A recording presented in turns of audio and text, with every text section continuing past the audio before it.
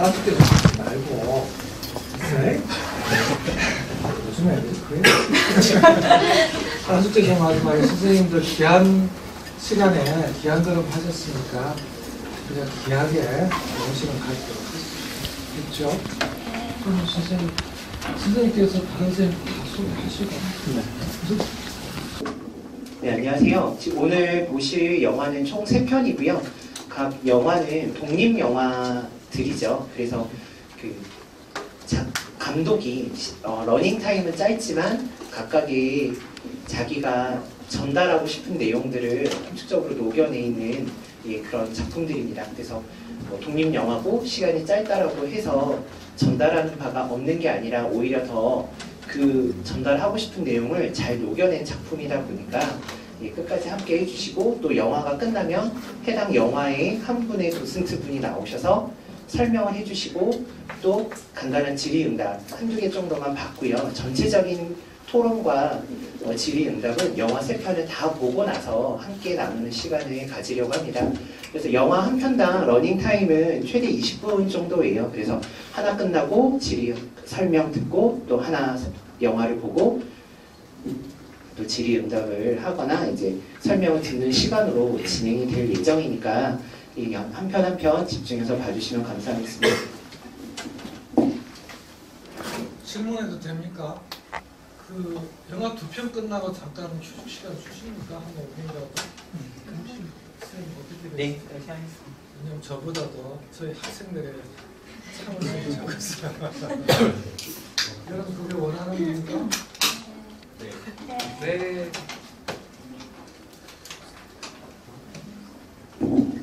네, 그러면 집으로 가는 길 김영석 감독의 작품을 먼저 보고요. 그리고 두 번째로 까치까치 설날은 이은하 감독의 작품을 보고 5분간 영화 해설을 들으시고, 그리고 5분간 쉬었다가 만나요 우리 이인숙 감독의 작품을 보시도록 하겠습니다. 영화 도슨트 송혜경입니다. 오늘 이렇게 가을 정취가 물씬 나는 동국대 교정에 지나오면서 여러분들과 만나서 영화를 같이 보고 해설할 생각을 하니까 굉장히 마음이 설레더라고요. 근데 역시 와서 보니까 젊은 분들의 그 기가 팍팍 저희들한테 전해져서 정말 힘이 납니다. 3편의 영화를 보시느라고 참 애쓰셨는데요. 첫 번째, 두 번째, 세 번째 갈수록 아마 부담 없이 볼 수 있는 그 순서죠. 집으로 가는 길 좀 답답하고 갑갑하고 무거웠던 영화였지만 우리 박종택 영화 도슨트 회장님께서 정말 철학적으로 잘 말씀을 해주셔서 굉장히 도움이 되었고, 두 번째 까치까치 설날은 거기 현실 남매가 나오죠. 너무 정말 우리가 흔히 볼 수 있는 드라마 속에서 볼 수 있는, 그래서 많이 웃으면서 봤고, 세 번째 만나요 우리는 제가 해설을 담당할 부분인데요. 여러분들 보시면서 이런 생각이 들으셨나 모르겠어요. 첫 번째, 두 번째 영화는 청년 감독이 만든 작품이에요. 이 세 번째 감독, 이 마지막 작품만 노인 감독이 만든 작품입니다. 이 영화는 서울 노인영화제 지난해 그 본선 진출작의 영예를 아는 작품인데요. 한 200~300편 그 응모한 가운데 한 10%, 20~30편이 추려지기 때문에 굉장히 본선에만 진출해도 굉장히 훌륭한 건데 그 중에서도 또 상을 탄 작품이에요. 여기 나오는 그 감독님은 아까 엔딩 크레딧 올라갈 때 얼핏 보셨나 모르겠는데 그 판교 종합사회복지관의 이인숙 감독님이 만들었는데 그 잡지사 경력 30년 그 경험을 살려서 취재도 했었겠고 사진도 찍었겠고 편집도 했었겠죠. 그래서 그 웹드라마 제작 동아리 거기에 참가해서 처음으로 출품했는데도 이런 큰 상을 받았다 그래요. 그러니까 아까 우리 담당 복지사께서 여러분들한테도 말씀하셨지만 영화 만드는데 관심이 있으신 분들은 이런 독립영화 한번 생각해 보시는 것도 좋을 것 같아요. 여러분들 잘 아시겠지만 상업영화는 막 작업 환경도 좋고 물량 공세에 팍팍 이렇게 해서 이렇게 그럴듯한 극장에 걸리지요. 그렇지만 이런 독립영화는 굉장히 그 만드는 그 모든 제작 환경도 어렵고 또 이런 그 서울노인영화제는 유독 유일한 건데요. 여기에 그 청년 감독들이 작품 낼 때 이렇게 섭외하는 그런 것도 어렵다 그래요. 그리고 우리 그 노인분들이 이런 걸 만들 때도 굉장히 이거 18분밖에 안 되는 거지만 이거 굉장히 한 몇 개월, 반년 이상 걸쳐서 아마 이렇게 신경을 쓴 거예요. 그런데 이렇게 압축해서 독립영화 특징이 메시지가 굉장히 강해요. 임팩트 있는 메시지가 있어서 여러분들이 볼 때 짧지만 굉장히 뭔가 이렇게 생각을 많이 하게 하는 영화들이거든요. 그래서 독립영화를 보시는 분들은 계속해서 독립영화만 보게 되는 그런 중독성이 있어요. 이 장르가. 오늘 이 독립영화 같은 걸 처음 보신 분들도 여기 학생들 중에 계실지 모르겠는데 앞으로 기회 있을 때 이런 상업적인 거하고는 거리가 멀지 많이들 찾아보시기 바랍니다. 왜냐하면 여러분들이 사회학과 학생들이기 때문이죠. 그렇죠? 여기 영화 보면은 그 민식 어르신이 나오죠. 팔순이 가까우셨는데 꼰대예요. 고집불통, 옹고지, 꼴통. 요즘 젊은이들이 그렇게 주로 말하죠. BBC에서 최근에 보도됐죠. 오늘의 단어로 꼰대, 한국의 꼰대에 대해서. 자기 생각이 옳다, 무조건. 자기 주장 강하고 남에게 이제 내 생각을 강요하는, 무조건 젊은이들은 반말부터 먼저 하고 내 생각이 옳다고 주입식으로 시키고 그렇지 않으면 받아들이지 않는 그런 분들이 꼰대죠. 뭐 직장 문화에서도 뭐 그 상사가 꼰대 기질이 있다고도 그러고 누구나 다 꼰대 기질이 있다 그래요. 자가진단 테스트도 있다 그러고. 그런데 이분이 변해가죠. 왜냐하면 그 젊은 강사가 처음에는 부딪히죠. 영화는 항상 갈등이 있잖아요. 근데 나중에 그 복지사가 팁을 주죠. 이분은 꽃을 좋아해서 아마 착한 분이실 거다. 말씀은 많으시지만 열심히시죠. 그러니까 딱 파악을 한 거죠. 그리고 화를 가라앉히는 우롱차를 한 잔 대접받고 외할머니가 좋아하시던 그 소재에서 중요하죠. 바나나 우유를 들고 먼저 손을 내밀어요. 그거를 좀 주목해 주셨으면 좋겠어요. 젊은 분들이.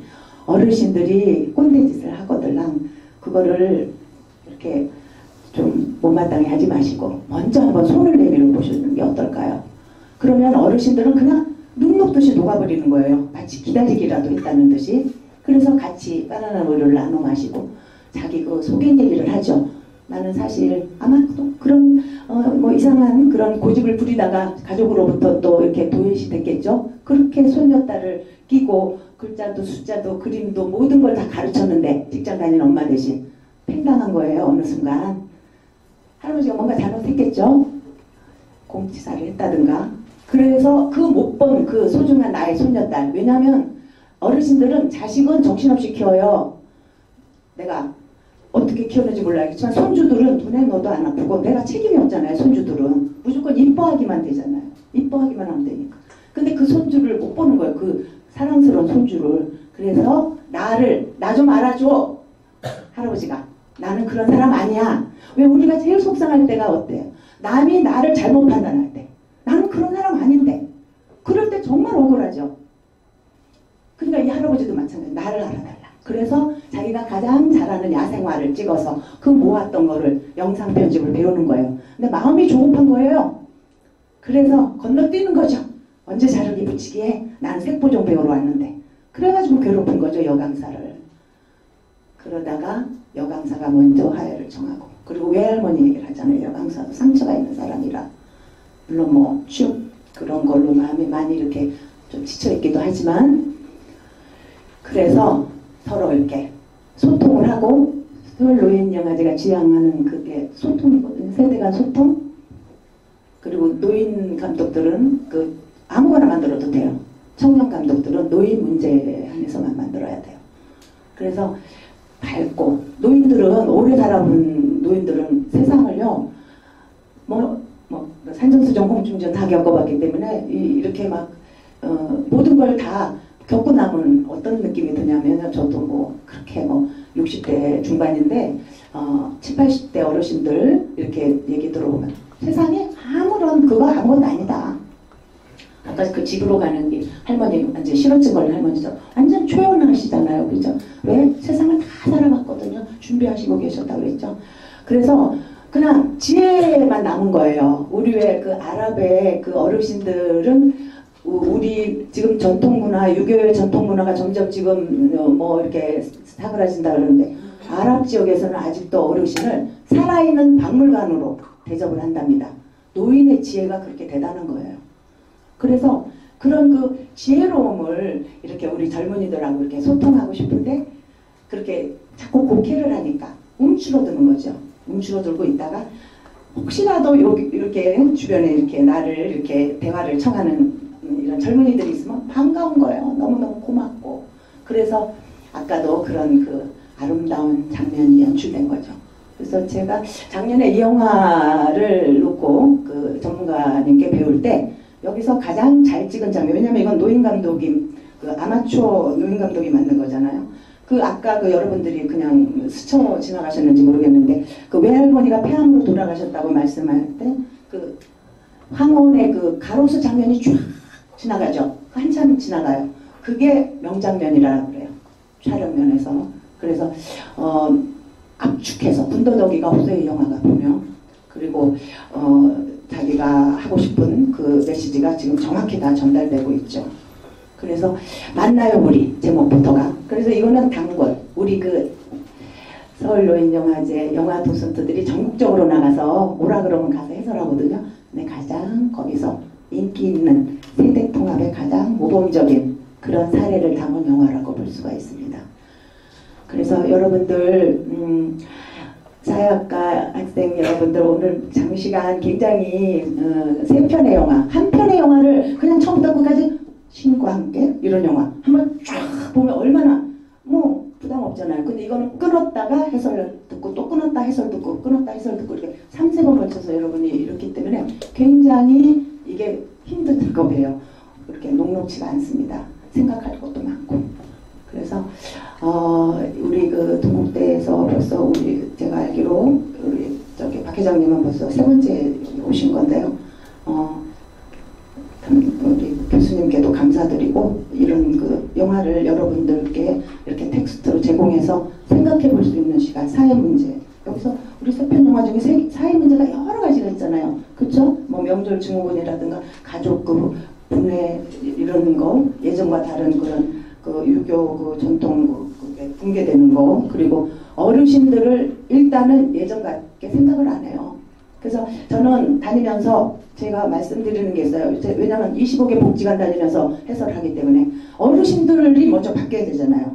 학생들, 젊은 사람들한테 자꾸 나를 알아달라고 너희들이 날 알아줘. 그러고 막 뭐 그러시면 안 되잖아요. 그래서 저는 강조하는 게 그 노인 준비해야 된다. 그래서 제가 환갑 맞을 때 그 노인의 의미, 뭐 노인은 그 되면 준비해야 되는 그거를 알고 싶어서 책을 하나 읽은 게 있었는데 서강대 그 은퇴 교수님이 쓰신 건데 노인이 해야 될 거, 하지 말아야 될 거. 그건데 그냥 해야 될, 아니 하지 말아야 될 것만 말씀드릴게요. 해야 될 거는 노인들이 여기 없으니까. 잔소리 군소리를 하지 말아야 돼요. 잔소리 군소리 하면 듣기 싫어하잖아. 아무것도 없고 그죠. 그리고 화를 너무 잘 내셨죠 어르신들이. 왜냐하면 너무 갑자기 마음의 준비 없이 노인들이 된 거예요. 뭐 친구 하나가 지금 대상포진 3-4번 걸려서 올해만도. 그러니까 약사가 뭐라 그러냐면 이 세포가 노화가 되는 거라는 거예요. 그러니까 대책이 없잖아요. 머리는 얇아지고 머리카락 가늘어지고 빠지고 뭐 암 환자 뭐 이런 항암 치료 가는 것도 아닌데 머리가 계속 빠지고 누구나 우리 또래들이 그럴 때 정말 마음이 말도 못하게 그 이상해요. 그래서 자기 자신한테 화가 나게 되죠. 아무래도 왜 이러지 내가 이런 식으로 말도 버벅거려요. 설단증이라고 머리에서 생각나는데 입으로는 다른 말 나와. 머리는 A인데 입은 B가 나와요. 그런 식으로 하고 화내지 마시고 그러다 보니까 막 기가 죽어요. 자기도 모르게 위축되는 거야. 그래서 기죽지 말라. 그리고 이제 그 왕년병 많아요. 이 근처에 주변에 왕년병. 내가 왕년에 이런 사람이었는데 그것 때문에 젊은 사람들이 어르신들을 멀리하는 거예요. 그래서 그런 것들을 하지 마십사고 제가 어르신들 만나서 영화 해설할 때 강조하는 편인데요. 오늘 여기 변민식 어르신은 상당히 이분은 이 정도 어르신이면 빨리 깨우치시는 분이요. 굉장히 준비가 돼 있잖아요. 그 딱 하나 이렇게 그 여강사가 이렇게 화해를 청했을 때 같이 서로 금세 화해하고 이제 서로 윈윈하는 관계가 돼가죠.